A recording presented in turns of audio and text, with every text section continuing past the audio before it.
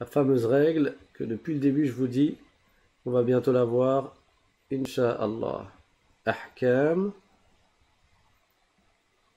al-ra.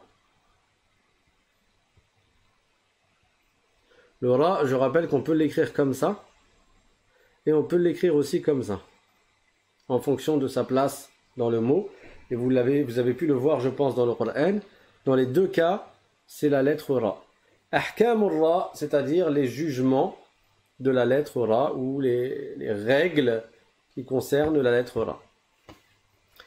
Le ra, des fois, il est mufakham, il est emphatique, et des fois, il est aminci. Emphatique, ça veut dire qu'on va soulever la langue à l'arrière, on va soulever la langue à l'arrière, et ça va faire un son grave. Ra, rou. Alors que aminci, ça veut dire qu'on va abaisser la langue à l'arrière, et ça va donner un son léger. Ri, ri, on ne dit pas ri, ri, non, ri. Donc dans quel cas le ra se prononce de façon grave et emphatique, mufakham, dans quel cas on fait le tafkhim, et dans quel cas on fait le tarqiq, c'est-à-dire l'amincissement. C'est ce qu'on va voir aujourd'hui, Inch'Allah. Donc, on va voir les 4 cas dans lesquels le ra, c'est la lettre ra, est aminci.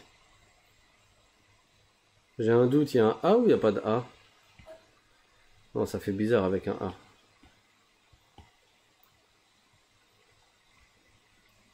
Ah bah oui, aminci, ça vient de mince. Et mince, c'est M-I-N-C-E. Ok. Dans quel cas le ra est aminci? Pourquoi on observe les 4 cas où le ra est aminci? Comme ça, ce sera plus facile. Les autres cas, on dira que c'est emphatique. Premièrement, le ra est aminci si le ra possède une kasra. On va dire a une kasra. Donc si le ra a une kasra sur lui, en dessous de lui, alors il est forcément aminci. Par exemple, rijal. Je dis pas rijal, ri. Non. C'est pas comme le ta, tu vas dire ti. Tu sens qu'il est emphatique. Ti, il est grave, c'est pas ti. Non, ti. Alors que le ra, si tu lui mets une kasra, il est léger. Ri, rijal. Autre exemple, rih. Donc c'est une kasra sous le ra, et par conséquent, il est aminci. Tu le fais léger. Ri, pas ri. Très bien. Deuxième cas. Alors, si vous n'avez pas eu le temps d'écrire, vous réécouterez le cours et vous mettrez pause et vous réécrirez, Inch'Allah. Deuxième cas. Si le ra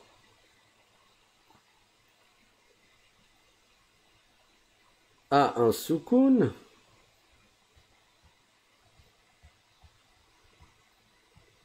et qu'il est précédé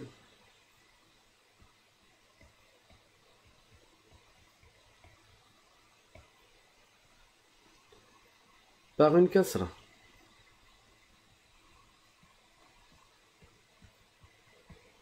Le ra, il a un soukoun là.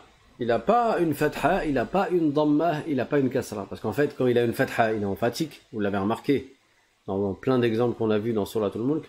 S'il y a une dhamma, il est emphatique aussi. Et s'il a une kasra, il n'est pas emphatique, il est aminci. D'accord. Maintenant, s'il a un soukoun. S'il a un soukoun, ça va dépendre de la lettre d'avant. Donc, si le ra a un soukoun et qu'il est précédé par une kasra, alors il est aminci. Par exemple, alors on va mettre entre parenthèses, sauf cas particulier. Parce qu'il y a des détails dans ce point-là, mais on ne va pas les voir aujourd'hui, parce que je ne veux pas que vous soyez perdus. C'est un peu plus détaillé, mais c'est dans des cas qui sont rares. Mais d'une manière générale, si le ra a un soukoun, et que avant le ra, il y a une kasra, alors il est aminci. Exemple.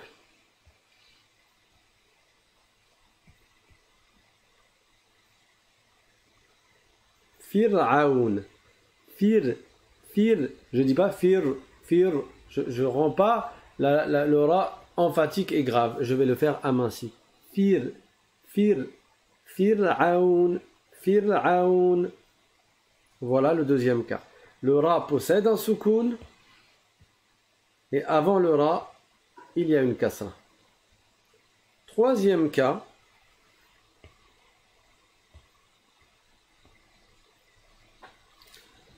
si le ra a un soukoun, bon, vous aurez compris que tous les cas suivants, c'est avec un soukoun sur le ra, parce que comme j'ai dit, s'il y a une fatha sur le ra, il est emphatique. S'il y a une dhamma sur le ra, en gros les deux voyelles qui sont au-dessus du ra, il est emphatique. Ra, rou. Mais s'il y a une kasra en dessous du ra, il est aminci. C'est clair et c'est facile pour ces trois cas. Le cas qui est détaillé, c'est quand il y a un soukoun sur le ra. Première étape, si avant le soukoun, avant le ra, il y a une kasra, alors rijal, c'est aminci. Deuxième cas, si le ra a un soukoun et qu'il est précédé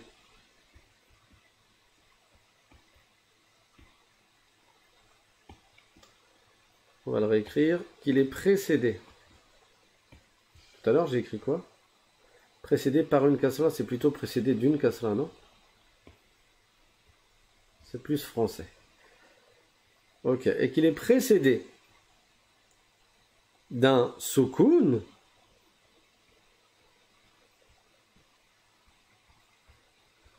donc le ra, il a un soukoun, donc tu ne peux pas trancher. Si le ra, je répète encore, si le ra a une fatha, c'est emphatique. Si le ra a une dhamma, c'est emphatique. Si le ra a une kasra, c'est aminci. Jusque-là, c'est clair. Maintenant, si le ra a un soukoun, tu ne peux pas trancher tout de suite. Il faut voir la lettre d'avant. Si la lettre d'avant, c'est une kasra, il est aminci. Ok. Sous-entendu, s'il y a une fatha ou une dhamma, c'est emphatique. Mais si la lettre d'avant, c'est aussi un soukoun, tu ne peux pas trancher. Il faut que tu regardes la lettre d'avant, avant. Donc la lettre qui précède la lettre qui précède le ra. Donc, si le ra a un soukoun et qu'il est précédé d'un soukoun qui lui-même est précédé d'une kasra,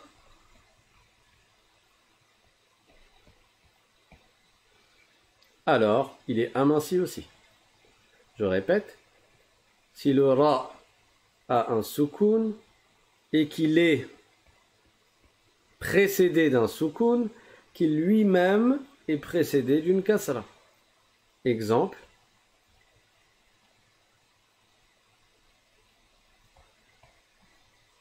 Si je m'arrête sur le mot hijr, parce qu'en réalité, sur la lettre ra, il va y avoir une voyelle. Sauf que moi, je m'arrête dessus. Je m'arrête dessus, donc je vais le prononcer avec un soukoun. Je me retrouve avec un soukoun sur le ra, donc je regarde la lettre d'avant. Si c'est une fatha, c'est facile, ça sera emphatique. Si c'est une dhamma, c'est facile, ça sera emphatique. Et si c'est une kasra, ça ne sera pas emphatique, ça sera aminci. Or, ici, on a un soukoun aussi. Du coup, je ne peux pas trancher non plus. Qu'est-ce que je fais? Je regarde la lettre d'avant. Si c'est une kasra, c'est aminci. Si c'est une fatha ou une dhamma, ça sera emphatique. Mais là, on est en train d'écrire juste les cas où le ra est aminci. Donc, s'il y a une kasra, hijr, je ne dis pas hijr, je ne fais pas un ra qui est emphatique, qui est grave, mais je vais le rendre léger. Hijr. Et bien sûr, il y a une qalqalah sur le djim. Quatrième cas.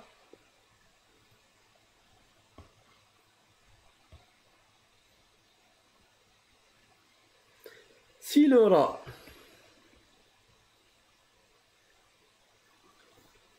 a un soukoun,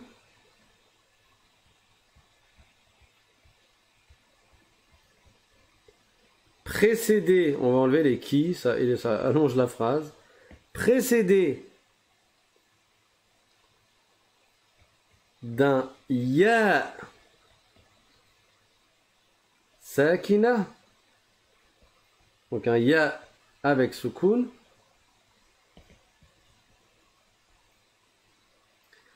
précédé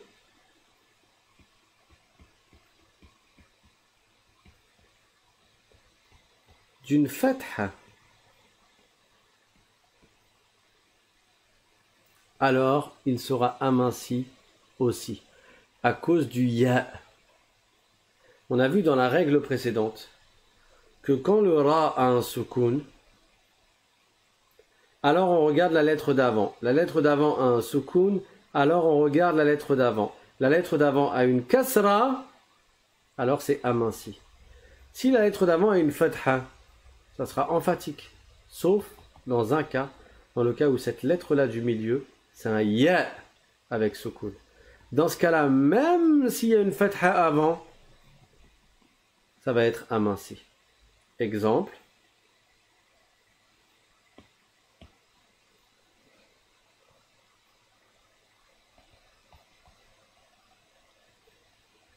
On a un ra avec soukoun parce que je m'arrête dessus. Avant le ra, on a un ya avec soukoun. Et avant le ya avec soukoun, même s'il y a une fatha, je vais considérer que le ra est aminci à cause du ya. Et donc je dis khayr, khayr. Et je dis pas khayr, khayr. Alors je ne sais pas si vous voyez bien la différence avec le micro, etc. Mais il y a une distinction. Khayr, tu sens que là la langue elle est basse, elle n'est pas grave. Alors que khayr, là la langue elle va être surélevée et donc ça va être grave. Autre exemple.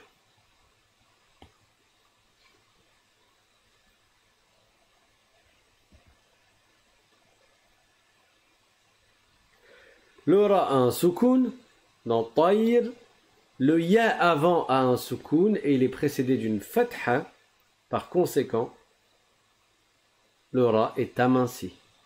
Tayr, tayr, tayr. Et c'est pas tayr, tayr, tayr. Le ra il n'est pas grave là, il est aminci. Je répète les 4 cas dans lesquels le ra est aminci. Pourquoi j'ai mis un E aminci? La lettre ra est aminci. Le ra, au masculin, est aminci sans E. Ok. Si le ra a une kasra, donc ça c'est le récapitulatif. Le ra a une kasra, c'est facile, c'est aminci. Rijal, rih. Deuxième cas. Le ra a un soukoun, mais avant le soukoun, il y a une kasra. Dans ce cas-là, c'est aminci aussi. Fir, fir, on a un soukoun sur le ra, mais avant il y a une kasra. Donc c'est aminci. Fir'aoun, fir'aoun. Troisième cas. Si, dans le deuxième cas, il y a des cas d'exception. Hein. Il y a des cas particuliers. Troisième cas. Le ra a un soukoun. Et avant le ra, il y a un soukoun. Mais avant ce soukoun, il y a une kasra. Dans ce cas-là, ça sera aussi aminci. Hijr, hijr. Ra, il a un soukoun. Avant lui, il y a un soukoun. On regarde la lettre d'avant. Il y a une kasra, donc c'est aminci. Quatrième cas. Le ra a un soukoun. Et avant lui, il y a un ya avec soukoun. Et dans ce cas-là, même si avant il y a une fatha, on va garder l'amincissement. Parce que le ya, il va nous aider, il va nous faciliter l'amincissement. Khayr, tayr. Et voilà. Dans les autres cas principaux, si on n'est pas dans un des 4 cas, Ça veut dire s'il va y avoir une fatha sur le ra, ou une damma sur le ra. Ou bien c'est un soukoun sur le ra, mais avant il y a une fatha ou une damma.